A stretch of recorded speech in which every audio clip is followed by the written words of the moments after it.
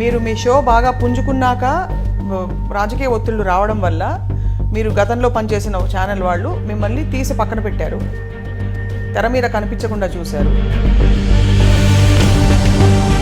ముఖ్యమంత్రిగా వచ్చిన చంద్రబాబు గారు కానివ్వండి, ఆయన కుమారుడు లోకేష్ గారికి కానీ కాస్త కోపం మీద ఉందట నా మీద.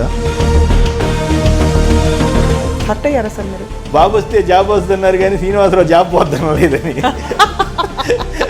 ఒకటేంటంటే ఇవన్నీ ఎక్కడో మన లోపల కృంగదీస్తాయి, కానీ మీరు ఎక్కడా షేక్ అవ్వలేదు. ఇప్పుడు మొన్నటిదాకా చౌదరి గారు నా బాస్ అన్న, ఇప్పుడు జగన్ మీ బాస్, దాంట్లో అనుమానం ఉంది. నేను బ్యాషం లేదు, అబద్ధం చెప్పాల్సిన అవసరం లేదు. పూర్తిగా స్వేచ్ఛ ఉండేదా మీకు ఎన్టీవీలో? ఇప్పుడు భజన చేస్తేనే పదవులు, భజన చేస్తేనే హోదాలు, లేదా భజన చేస్తేనే సన్మానాలు, భయం చేస్తూనే అవార్డులు రివార్డులు అనేటువంటి దశకి వెళ్ళిపోయిందేమో నాకు అనిపిస్తూ ఉంది. 2014 ఎన్నికల సర్వే అప్పుడు కొంచెం మీకు ఛానల్కి రాజకీయ పార్టీలకి అభిప్రాయ భేదాలు వచ్చిన మాట వాస్తవం. ముఖ్యమంత్రి గారు లంచ్ ఏదో ఇచ్చారు సీనియర్ జర్నలిస్టులు అందరూ.